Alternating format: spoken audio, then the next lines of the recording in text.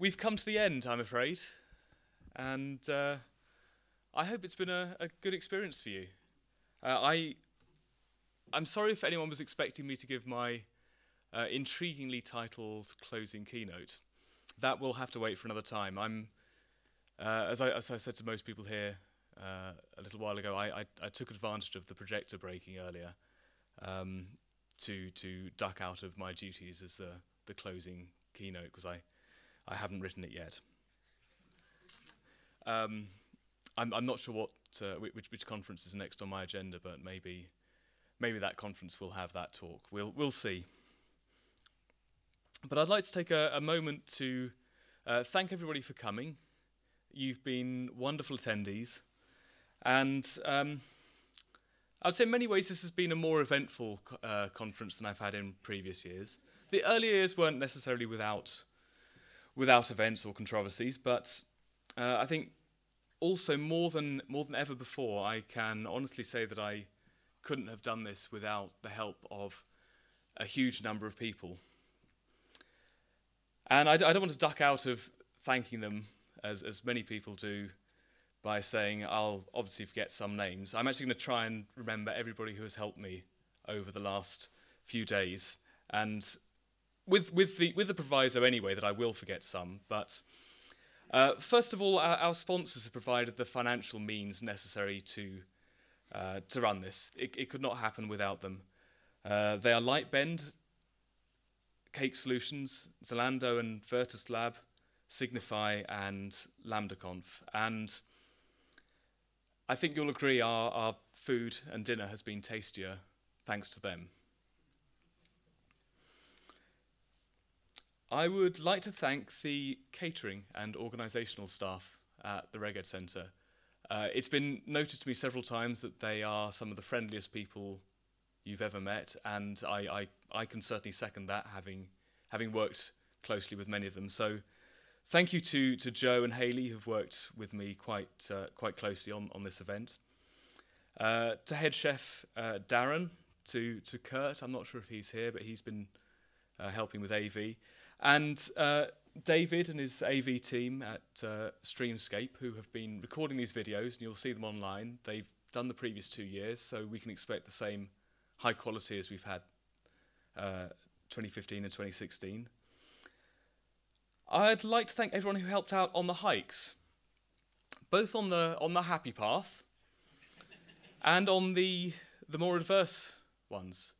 By and large, the hikes worked very well, and certain people took the initiative and led, and we all, I think, had an experience, and I think the vast majority of us had an extremely good experience on those hikes and the activities.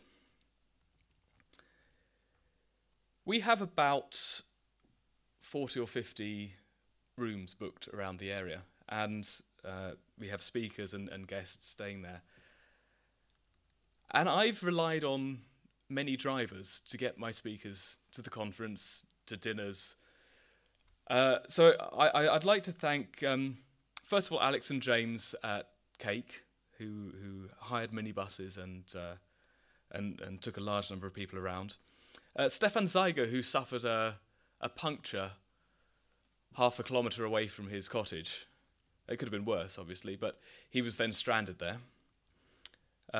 Gabriele, Pascal, Eric, Tam, Jarek, Marco, Matthias, Rudiger, and I'm sure I've missed at least 2 cars there, 2 drivers. I would like to thank the speakers. We've had 25 fantastic speakers.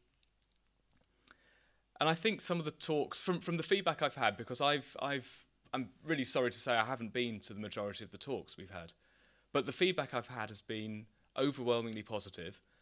And I think the speakers, given the amount of effort that goes into producing a talk, which turns out cannot be done between morning and afternoon on a day where you're approached by the news media for interviews and trying to organise a conference at the same time, it takes a long time, and the results, I think, are very evident. I'd like to thank Anna and Katie, who most of you probably didn't see. They came in on Thursday, Friday, Saturday and Sunday, and they worked tirelessly in the Pennine Gallery, setting up tables, packing bags, answering phone calls, collecting people from the station and taking them to cottages. And they had to get back for work on Monday, so they missed basically the fun part of the event. So I'm hugely grateful for them. I will pass on a message when, because obviously they're not here, I will pass on a message so they know. But I think most of all, I would like to thank Ida and Natalia. I don't know if you're here. Are they here? They're probably still working hard. They've been extremely helpful, not just at the event itself, and you've seen them most of the time in the Pennine Gallery doing stuff, moving things around, swapping T-shirts. They get all the mundane jobs. I'm up here taking the glory, and they are doing tedious tasks all the time. So the other thing I should add is that's just the part you see. For months they've been hassling me about details of the conference, things that I haven't thought of, things that I should have thought of, reminders, emails telling me to book certain things at certain times or else I'll forget. If you think there has been a good attention to detail at Scala World, then that's not just me. That's me being reminded about the details and then acting on them. So I'd like you to all give a big round of applause to everybody I've just mentioned, and in addition to them, all of the people I forgot to mention.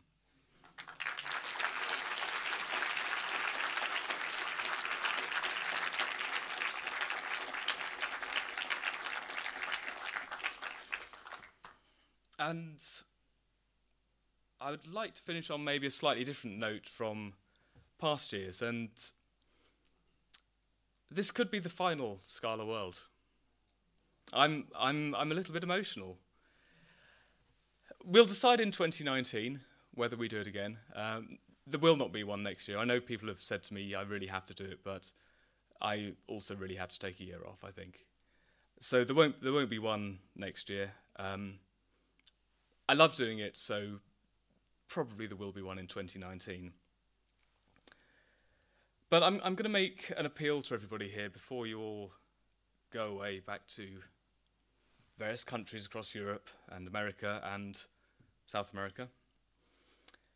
And I hope you've all had a good time. And I'm hugely proud of what's been achieved with Scala World over these last 3 years.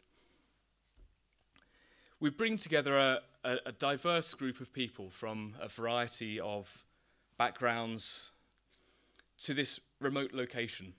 Nobody is local here. You've all travelled a long distance to come here, and I'm kind of humbled that you think it's worthwhile.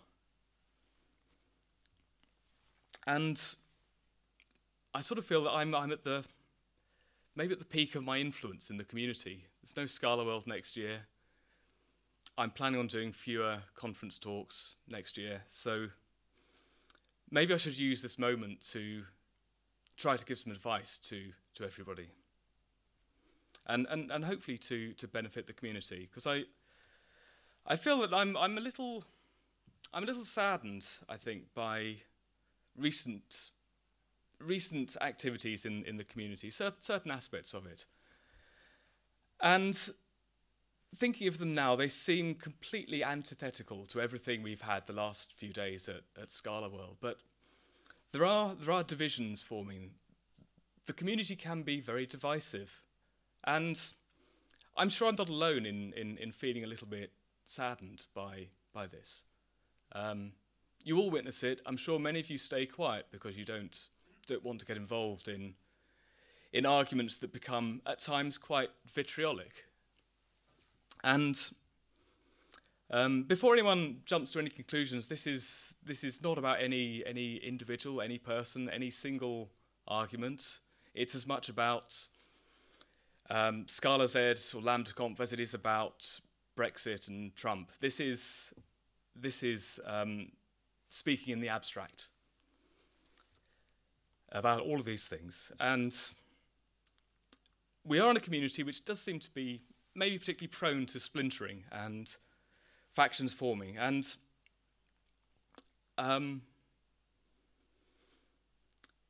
basically nobody gives a damn whether you prefer a code of conduct or a code of professionalism when it's cold and dark and you're stuck up a mountain and you can't get down. There are more important things. And if I could go some way to restoring a little bit of that lost respect that has developed in the community, this is when I would like to do it, and if I can do it, I hope it will be worthwhile. And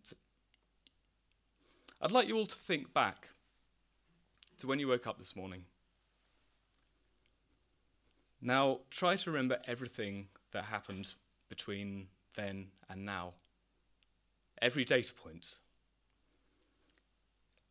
Everything that entered your mind, every interaction you had with other people, every thought sequence that formed from that, every opinion that was challenged or refined or created. That's a huge amount of complexity. That's a huge amount of complexity that you have experienced just today. And you've had a lifetime of this. And the thing is, so has everybody else. Every other person you interact with has this same experience. They're getting through life with these experiences going to their brain, and they're trying to make sense of it all and come to some coherent understanding of the way the world works. Part of it's how Scala works, part of it is how communities work, but they're working with incomplete information and trying to make sense of it all. This is the human condition. And the trouble is, as humans, we need to take shortcuts to make sense of it, to simplify our understanding of the complex world. And they're useful. The shortcuts are useful. They are productive. They allow us to make decisions quickly without a huge amount of thought. But none of us can really hope to understand all of the motivations and reasons why other people do things. It's just simply too much complexity. And often we tend to be lazy and we paint other people as the good guy or the bad guy. It's much easier to say with us or against us than some more complex definition of, complex model of the situation. So this, I feel, is a very simplistic model.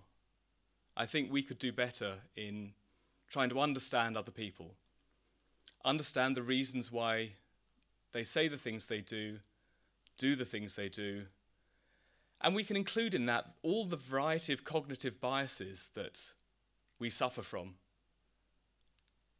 We can identify them in ourselves as well as in other people, and try to understand that, well, just give people a bit of slack when they suffer from these.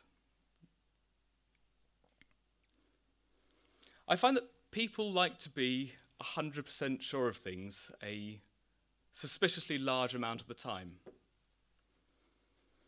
I often hear someone say they're 100% certain of something, and I immediately trust their judgment a little bit less, because they've just handed me a data point on a plate that makes me suspicious. You should not be 100% certain of anything really involving other human beings. Our understanding of our own experiences is incomplete. We can't hope to make claims with such certainty about other people. And yet, we do. And maybe it's pertinent that I had to deal with the situation earlier where we had the news media who wanted to make a story about the events of Saturday, which, whilst they were serious, they were not the story that they wanted to paint. But I have absolutely no desire to vilify the mountain rescue team who came out at night in the dark, in the cold, and rescued those people on the mountain.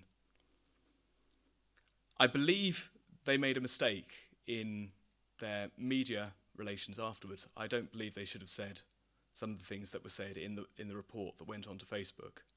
I think that was absolutely wrong. But at the same time, we are overwhelmingly grateful to them for what they did.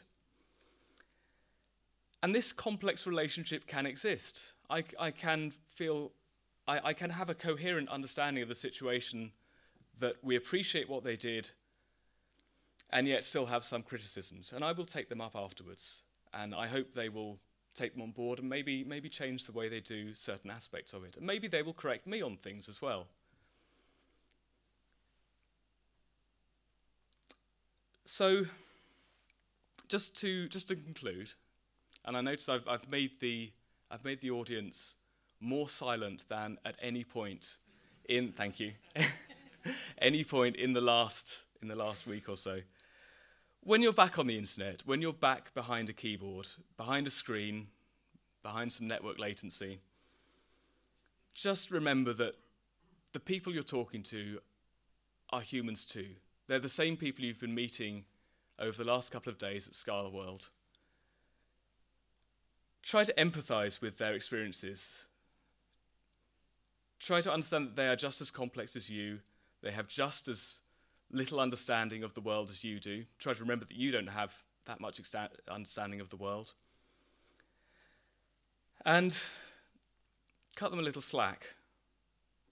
And this may seem a slightly strange parting message to leave on, but be a little less certain.